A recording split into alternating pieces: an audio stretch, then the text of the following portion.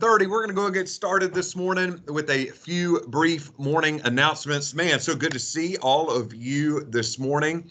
It is Tuesday, March 29th. It's the last Tuesday in the month of March, and just a couple of more days left in March. When we get to Friday, it will be a new month. So just a couple of days left here in the month of March.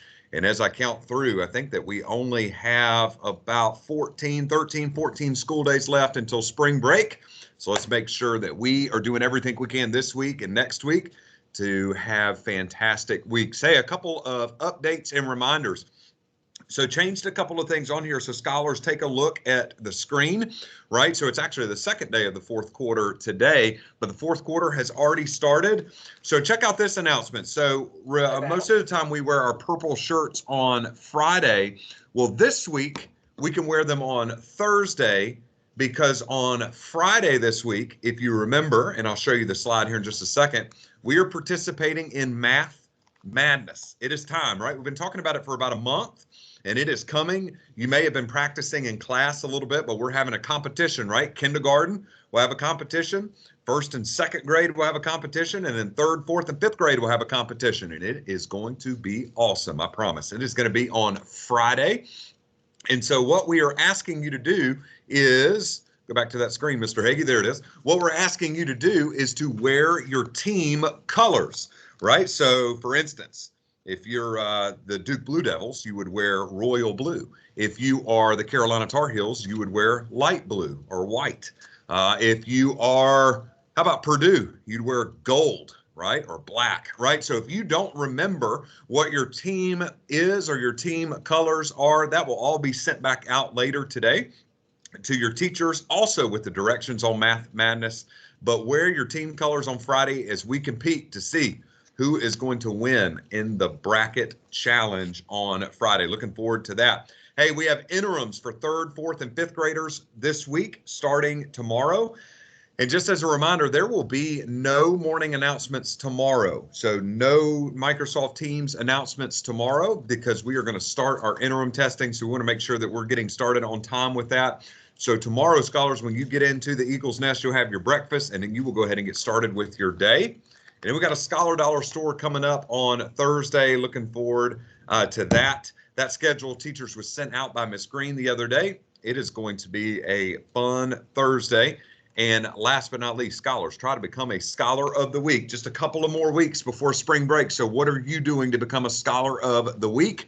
Being able to jog down the hallway and have some fun here in the Eagle's Nest. Well, one of the ways that you can do that is making sure that you are following the Fairview 5, right? You're actively listening to the speaker. You're keeping your hands and feet to yourself. You're cleaning up your area. You're being kind to others with your words and actions, and you are doing your best. So making sure that we're following the Fairview 5, also putting our cell phones up before class begins when your teacher asks you to do that. Also earning as many Class Dojo points as we can. That's what makes us elite scholars here in the Eagle's Nest. And scholars, I got to be honest with you, it's almost the month of April.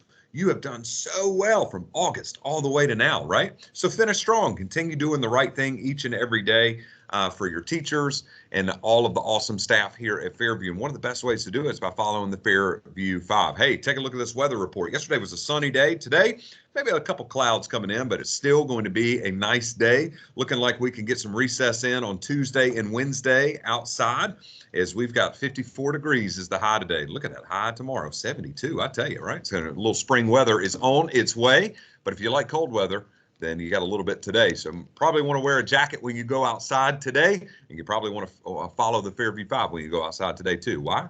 Because we do that all the time, right? So that is our weather report for today. Hey, it's Kindness Week in the Eagle's Nest. We talked a little bit about this yesterday, but you could be kind not only today, but yesterday and tomorrow and every day in the Eagle's Nest, because kindness is contagious. We saw it this morning with one of our one card stations. One of our younger scholars was struggling to get their card to swipe, so one of our fourth grade scholars came up and said, "Hey, I got you. I'll help you." Boom, swiped it right through, not even thinking about it, and just kept on with their day. But that is kindness at its best. Taking a little bit out of your day to be kind. So take a look at how you can be kind. We talked about this yesterday. We'll talk a little bit about it throughout the week. but you can thank your teacher randomly for what they do. You can help out a new scholar.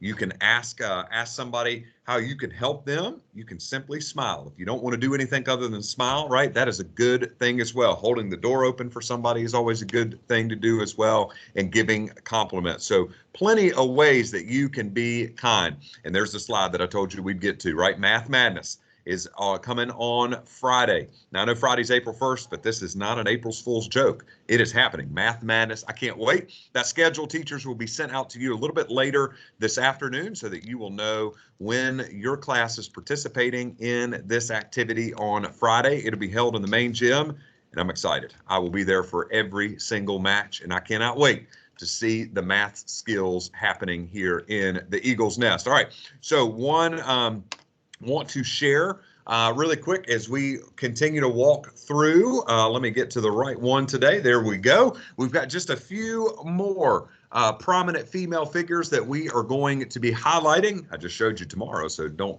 hopefully you didn't remember that. You can stick on today's.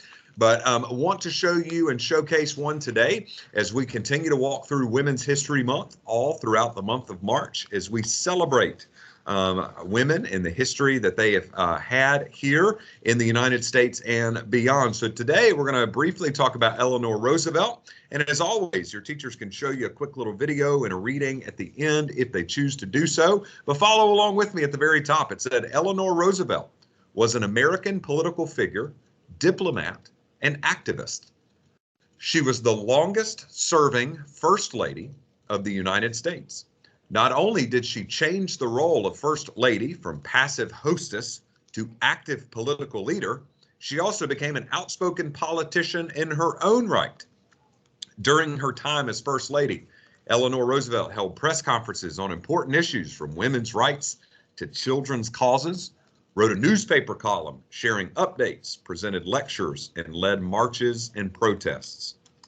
Take a look at Eleanor Roosevelt's quote. It says, "You can often change your circumstances by changing your attitude." Oh, that's a good word this morning. I like that, right? So Eleanor Roosevelt, right? The one thing I want to highlight, so we know the First Lady, if you have some prior knowledge, that is the wife of the president, right? And in this case, when the president is a male, we haven't had a female president just yet. But when the president is a male, then the wife is known as the First Lady of the United States. And so it used to be that the First Lady was just kind of a hostess, right? Hey, how you doing? Like, you know, stands up there, looks fantastic, does great things. But she changed, Eleanor Roosevelt, she changed the way that the First Lady does things, right? And so now First Ladies, because of Eleanor Roosevelt, are more active in things that they do. They're more outspoken. They have a political career of their own and different things that they believe in. For instance, like I remember when First Lady Michelle Obama was the First Lady. She's the wife of President Barack Obama, but she was really into school nutrition and what kids ate at school, what you guys eat during school. So she did for 8 years, really tried to work through that. So just different things that First Ladies do, and it's still happening today. I know Jill Biden, First Lady Jill Biden, is really big into education, and hopefully we'll make some changes with that. So First Ladies, we highlight them today, but specifically Eleanor Roosevelt and all that she has done and did for the landscape of being a First Lady of the United States. All right, so we will continue our study